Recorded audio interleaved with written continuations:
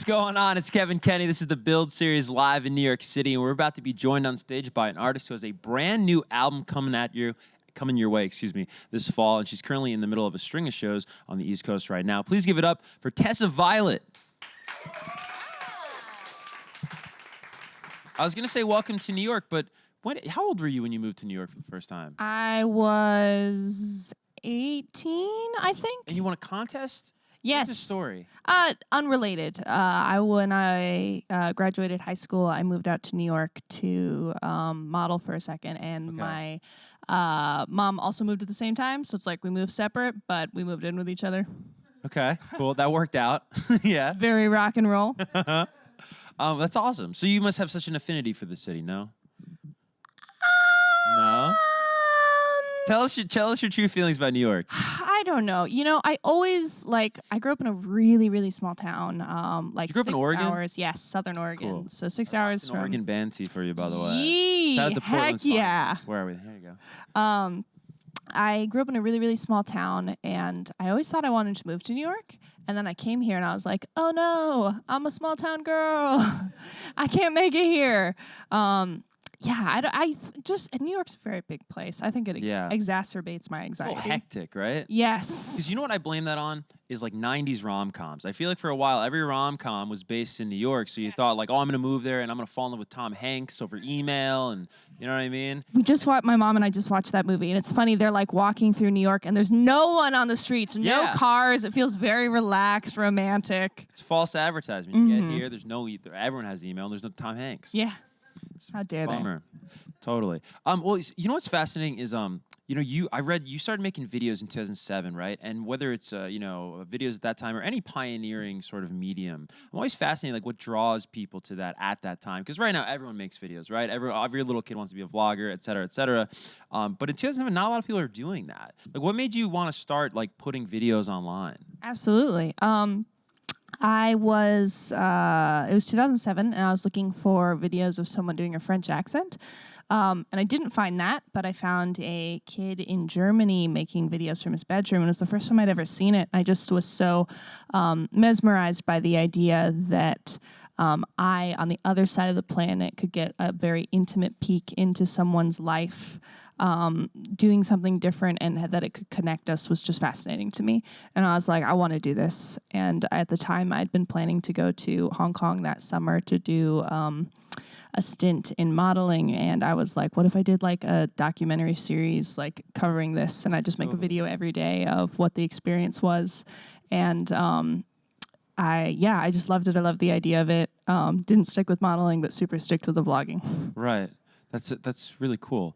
And you've done a lot of different things just reading your bio, but it seems like music has always been there. You know, like I understand like some of your earliest videos were like music video covers, or how did this work? Like I saw Reliant K and I loved that. Yeah. So you did like a music video, like a fan-made music video for Reliant K? How'd that work? Yeah, for a long time I wanted to do I was really interested in cinematography and I loved editing. And I was interested in music videos, but I didn't know anyone, so I was just making these fan-made music videos to songs I loved, and I loved the movement and how you could just say so much with where you decided to cut something. Yeah.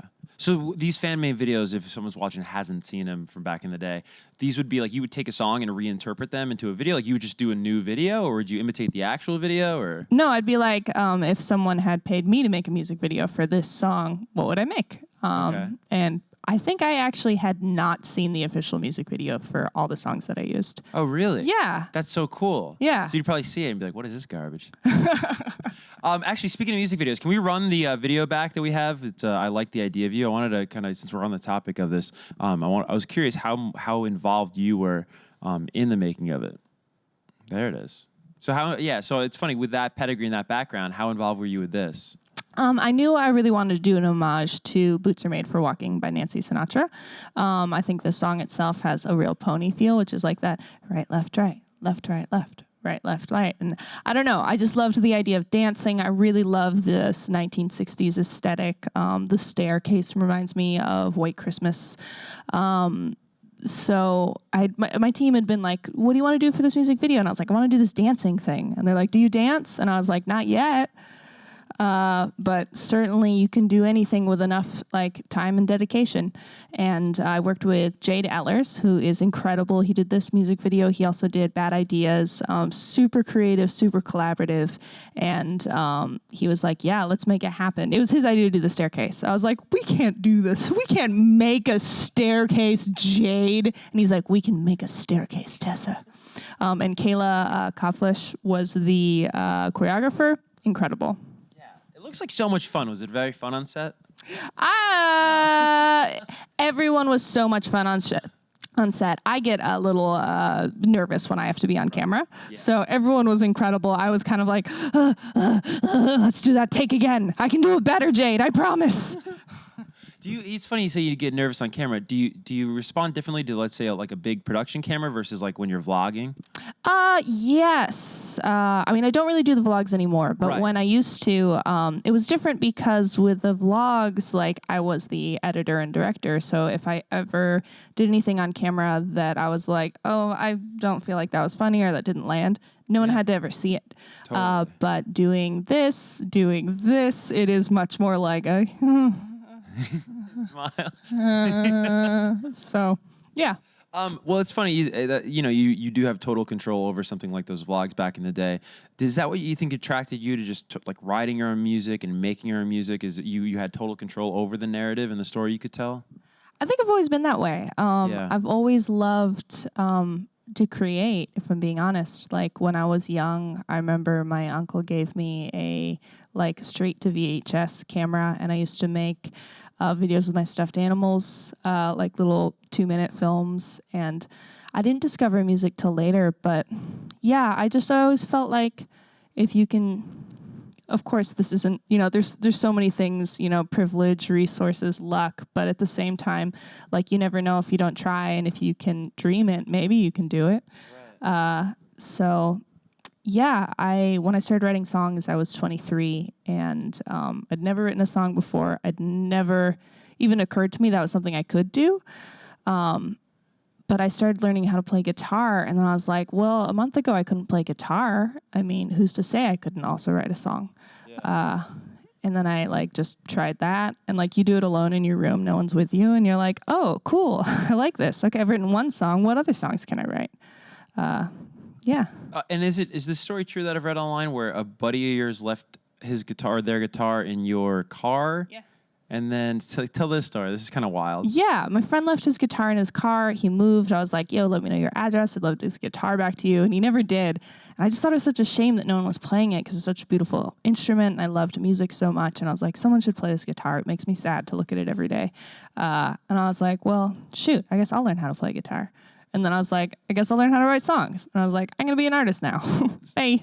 So you learned, though, I read, like, by playing the chords of songs you enjoyed, right? Do you remember, because I think it's big for anybody who plays guitars, like the first song you actually get down. What was it for you? I mean, there were 3 that I like. One I am sure of was Death Cab for Cuties, I'll Follow You Into the Dark. Oh, nice. It's a perfect song. One was probably Between the Bars. And what was the other one? I can't remember. It was another one in 2-3. I was really drawn to that at that time. That's pretty good. I started off with GCD, and I got like Brown Eyed Girl by Van Morrison. I just rocked that for a year. Yeah. GCD is all you need. That's all you need. Exactly. Throw in an E minor when you get a little emo, and you're off to the races. Hey, speaking of emo, I saw a really cool post you posted on Instagram. What was this? It was like learning emo. It was like emo chords. It was like you and alt press. Yes. It looked like from back in the day. Was this like an older alt press? Yeah, they let me. They had me into the office, and I did an interview there. And then they're like, "Do you want to see our back stock of everything we've ever released?" And I was like, "Yes." Yeah. And it was the ultimate guide to emo release of it, and it was like Hayley Williams from Paramore, and I was like, "Yes, rock and roll." That's awesome.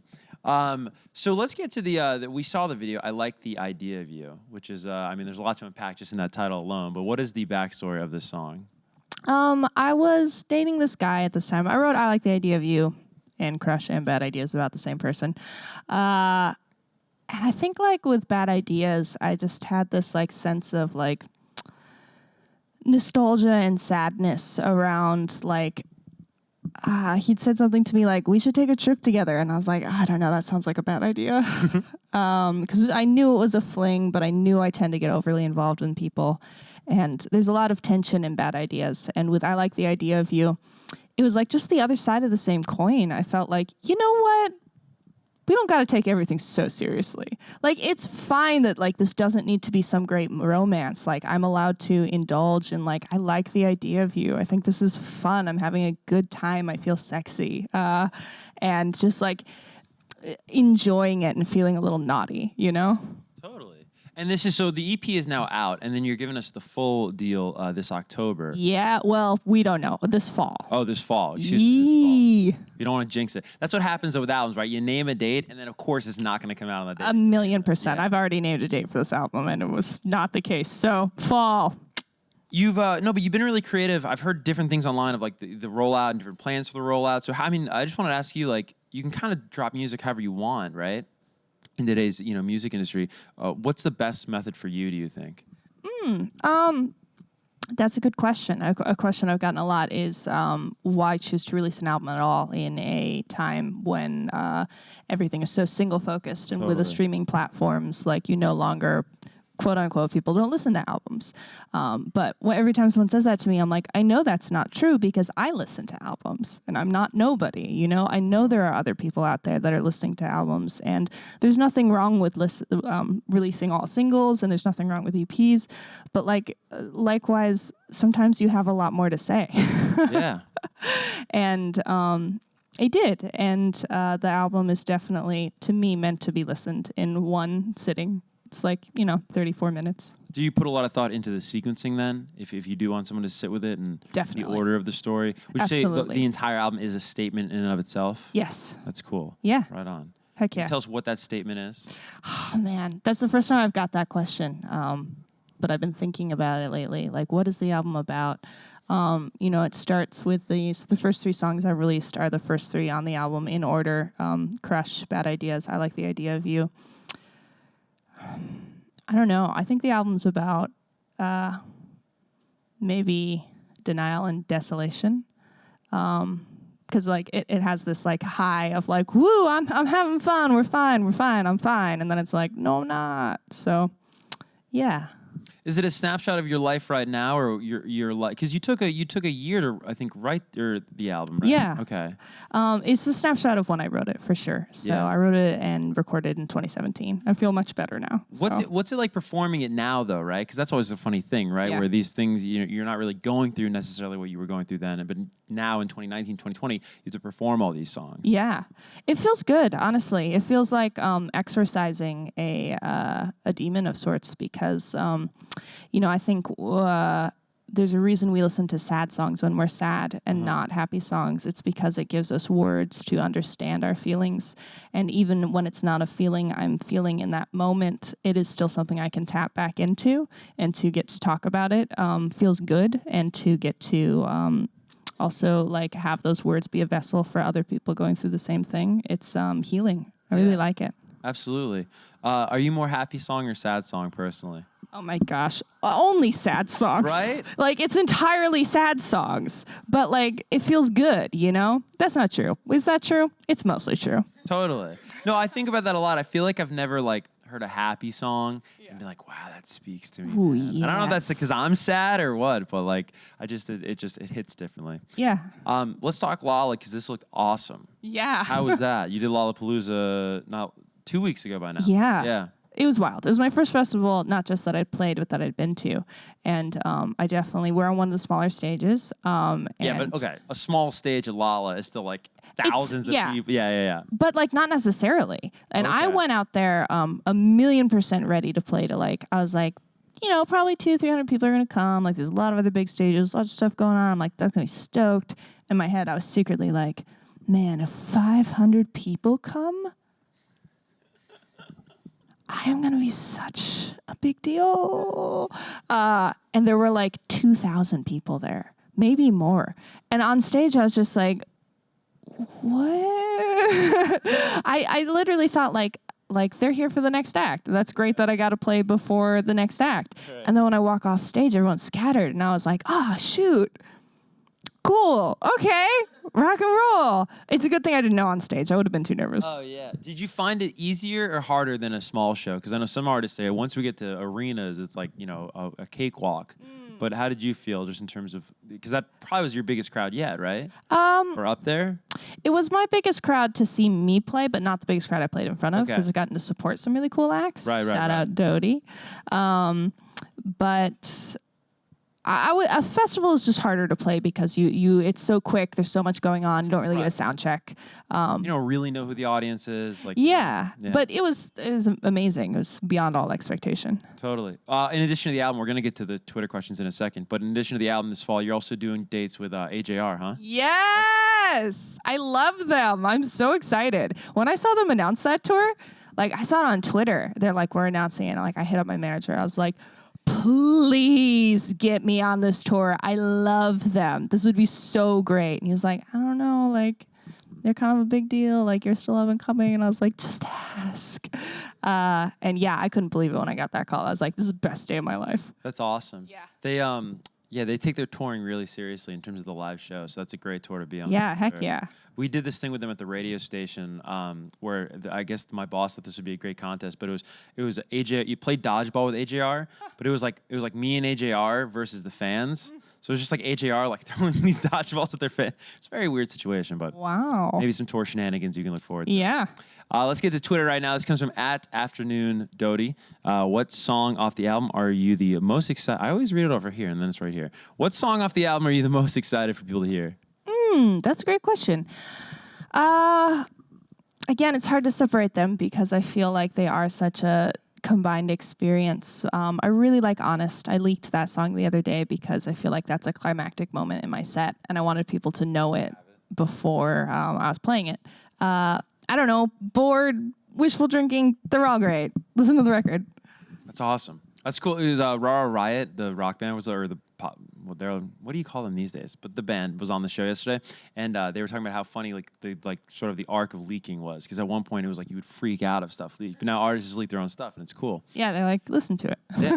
All right, let's get to some in-studio audience questions. The first is going to come from over here, the front row. What's your name? Hello. Hi, I'm Miriam. I love you, Tessa. You're so cute. I love Thank you. You're so cute. Thank you. But I was really curious. You have such cool music videos like Crush and Not Over You, and I was wondering which one you enjoyed to film the most. Filming the most. That's a good question. Again, I do. I'm very nervous on set. I am. But probably, I don't know. I like the idea of you as such sort of wish fulfillment because I always had this idea of like, I want to be like a dancer. That'd be so neat. But then again, Bad Ideas was so motivated by just like super dedicated people working really hard, trying to like make a big thing happen on a very small budget. And I like to be a part of a team in that way. So I think Bad Ideas.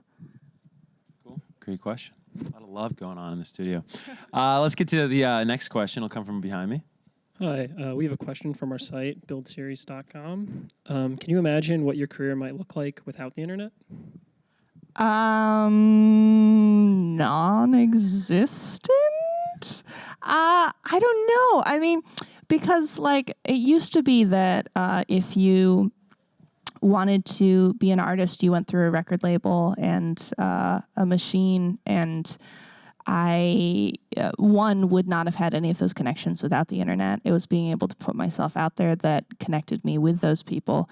And then also, I'm not sure if I would have thrived in that environment because my creative process is so private. You know, I still write by myself, and if I'd been like pushed into rooms, maybe I would have learned a different way, or maybe I would have wilted. I'm not sure.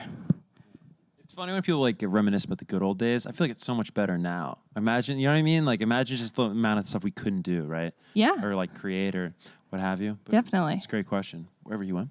All right, they're telling me we're out of time, Tessa, but thank you so much for coming by. You're in the middle of a bunch of dates though, so I want to talk about this before Heck we go. Yeah. New York City, Philly, DC, North Carolina.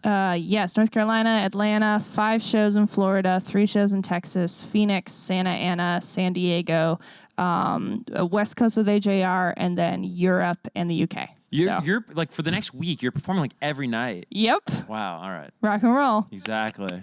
Let's end on that. Tessa Violet, everybody.